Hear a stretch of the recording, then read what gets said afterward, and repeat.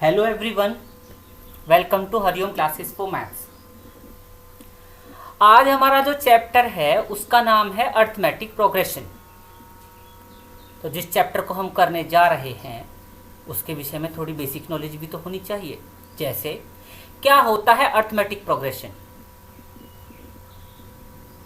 किस तरीके का दिखता है, क्या क्वालिटी है इसमें जिसके कारण हम इसको अर्थमेटिक प्रोग्रेशन कहते हैं। इन सभी के जवाब ये हैं कि अर्थमेटिक प्रोग्रेशन एक सीरीज होता है।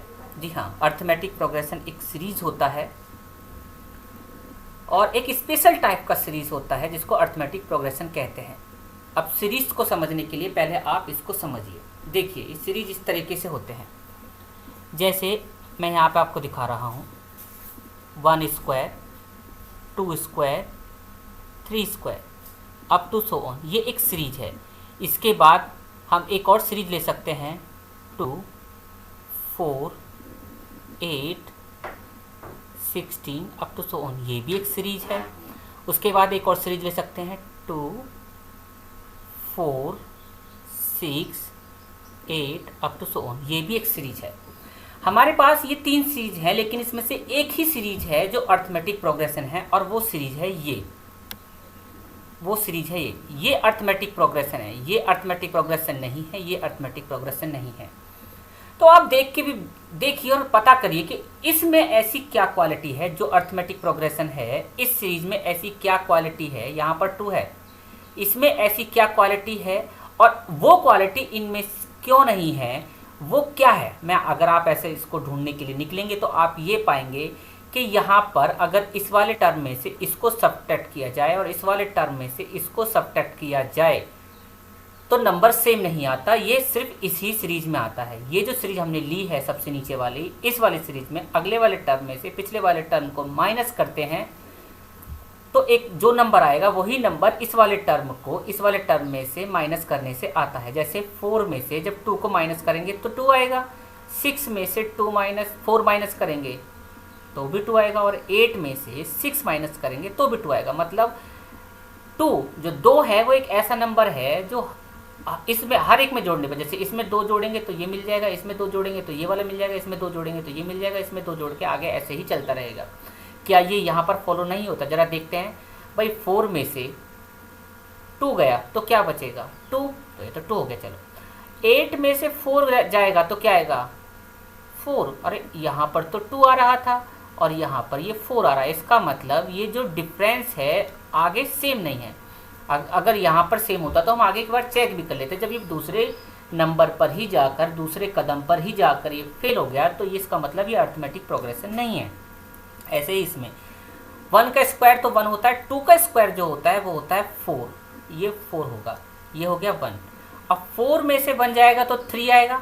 यहाँ 3 का स्क्वायर है 9 और यहाँ है 4, 9 में से 4 जाएगा तो 5 आएगा। अब यहाँ जब 4 में से 1 गया था तो 3 आया था और वहाँ 9 में से 4 सब्ट्रैक्ट कर रहे हैं तो 5 आ रहा है। इसका मतलब ये डिफरेंस सेम नहीं चल रहा है, इसका मतलब ये अर्थमेटिक प्रोग्रेशन नहीं है।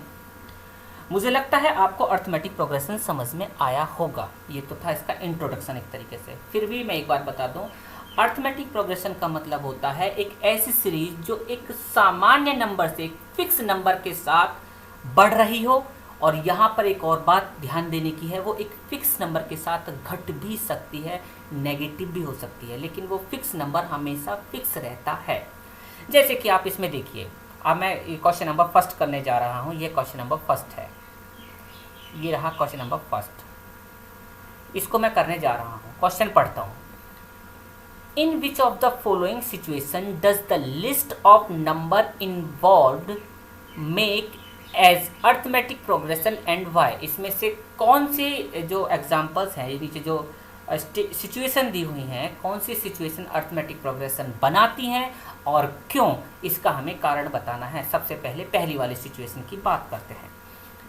The taxi fare after each kilometre when the fair is ₹15 for the first kilometre and ₹8 for each additional kilometre. ये एक पूरी कंडीशन है। इस कंडीशन के अकॉर्डिंग एक टैक्सी है, सपोज करो आप एक टैक्सी है, आपने टैक्सी वाले से बात की, नो भाई साहब मुझे द्वारिका जाना है। बोले ठीक है द्वारिका चलते हैं। आप खड़े हो आनंद नगर में, आपने कहा भाई साहब कितने पैसे लोगे भाई, उसने कहा भाई साहब हमारे पैसे ऐसे नहीं चलते, हमारे ये है, आपको जहाँ जाना है, आप द्वारिका के लिए कह रहे हैं, आपको जहाँ जाना है वहाँ जाइए, हम पहला 1 किलोमीटर चलने का सवारी का 15 रुपये लेते हैं, उसके बाद वो जितने आगे के किलोमीटर बढ़ते चले जाते हैं तुरंत हमारे पैसे हर अगले किलोमीटर पे 8 रुपये होते हैं, पहला किलोमीटर हम 15 लेते हैं। उसने बोला ठीक है, वो आप बैठ गए, आप उसमें बैठे तो पहले किलोमीटर के तो वो 15 रुपये लेगा, उससे आगे आगे जितना भी वो बढ़ता रहेगा वो हर किलोमीटर के 8 रुपये लेता रहेगा। सपोज करो आप 1 किलोमीटर ही गए तो आपको देने पड़ेंगे 15, अगर आप 2 किलोमीटर गए तो आपको 15 + 8 देने पड़ेंगे, अगर आप 3 किलोमीटर गए तो आपको 15 + 8 + 8 जितना भी नंबर आता है वो देने पड़ेंगे। अब आप मुझे ये बताइए ये सीरीज कैसी चल रही है।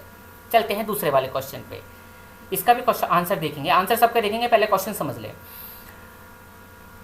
सेकेंड पार्ट क्या है, the amount of air present in a cylinder when A vacuum pump involved 1.5 of the air remaining in the cylinder eight A time. कहने का मतलब ये है कि सिलेंडर में हवा भरी हुई है, इस क्वेश्चन के अकॉर्डिंग एक सिलेंडर के अंदर हवा भरी हुई है और वो हवा जब आप एक बार पंप करते हैं तो उसका 1/4 पार्ट सिलेंडर से बाहर निकल जाता है।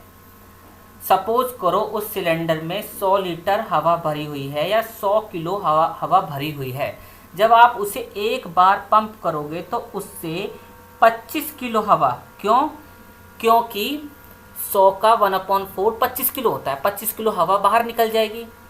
अब अगली बार आप फिर पंप करोगे, अगली बार आप जब पंप करोगे तो सिलेंडर के अंदर कितनी हवा भरी हुई है, सिलेंडर के अंदर हवा भरी हुई है 75 किलो, क्योंकि 25 किलो आप पहले ही पंप में बाहर कर चुके हैं। तो अगली बार जो हवा होगी निकलेगी वो जो अब भरा हुआ है सिलेंडर के अंदर हवा 75 किलो, उसका 1/4 तो मतलब 18 किलो और 75 या मतलब 750 ग्राम, 18 किलो और 750 ग्राम जो हवा होगी वो बाहर निकलेगी। कहने का मतलब ये है, मैं आपको ये कहने चाहता हूँ कि वो लगभग 19 किलो के आसपास की हवा निकलेगी, वो 25 किलो नहीं निकलेगी। कहने का मतलब ये पहली बार में तो निकली 25 किलो और दूसरी बार में जो सिलेंडर के अंदर हवा भरी थी उसका 1/4 निकलेगी, इसका मतलब वो 18 किलो और 750 ग्राम हवा बाहर निकलेगी। तो ये सीरीज किस तरीके की बनने जा रही है ये एक सोचनीय विषय है, हम थोड़ी देर में एक्सप्लेन करेंगे, क्वेश्चन एक्सप्लेन कर चुके हैं। चलते हैं नेक्स्ट क्वेश्चन पे। The cost of digging a well after every metres of digging when its cost ₹150 for the first metre and rises by ₹50 for each subsequent metre. मैं आपसे पूछ रहा हूँ फर्स्ट क्वेश्चन में और थर्ड क्वेश्चन में क्या सिमिलरिटी है, क्या डिफरेंस है। देखो उसमें टैक्सी से जा रहा था, इसमें किससे जा रहा है, इसमें खुद रहा है, इसमें काम कर रहा है, पैसे का काम उसमें भी चल रहा है, पैसे का। उसमें ये कहा था कि पहले किलोमीटर के 15 रुपये लूँगा, इसमें ये बोल रहा है पहले मीटर के वो 150 रुपये लेगा।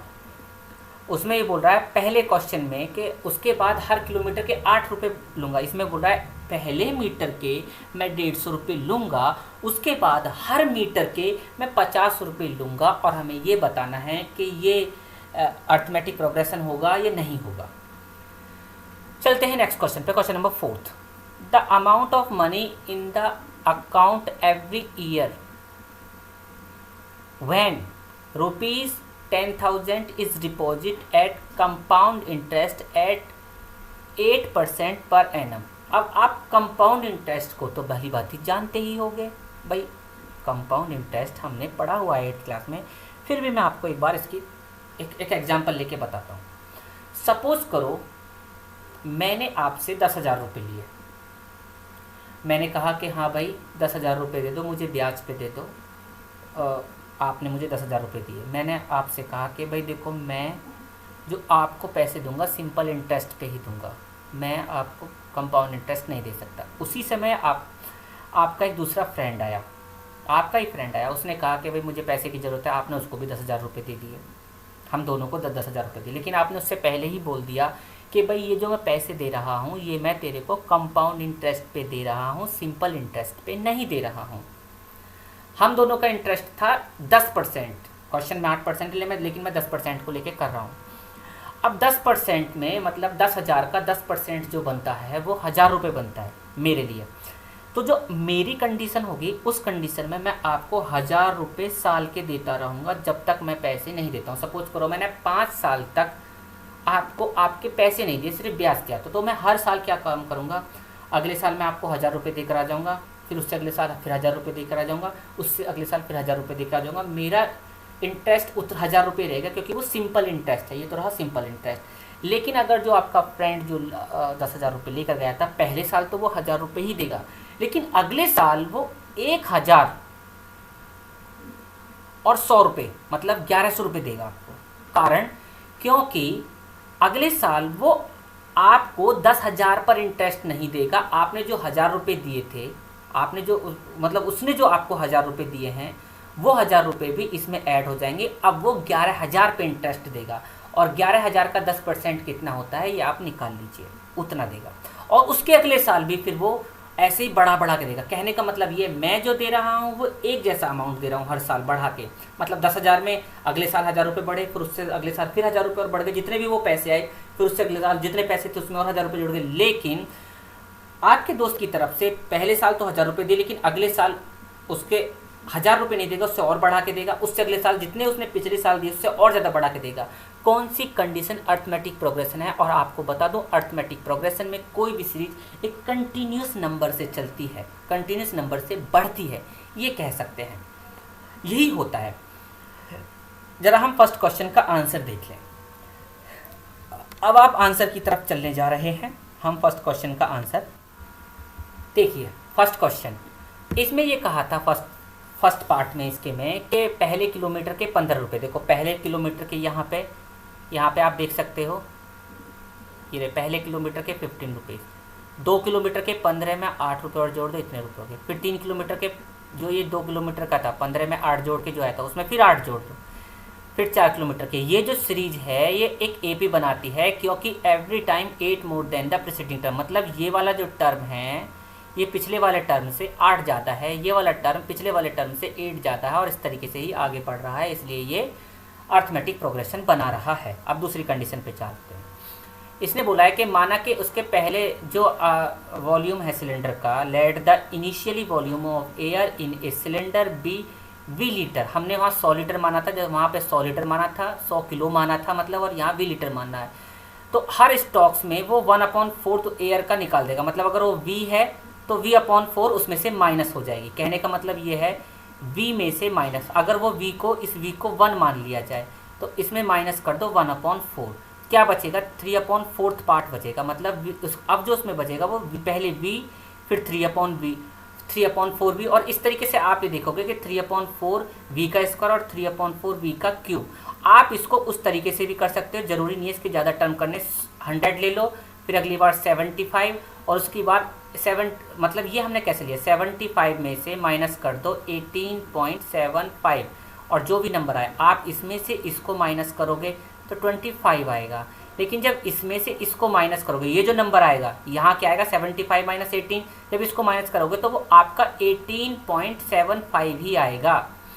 तो इसका मतलब ये जो D है ये सेम नहीं चल रहा है। हम इस एग्जाम्पल को ले सकते हैं, ये एग्जाम्पल गलत नहीं है, बिल्कुल सही है।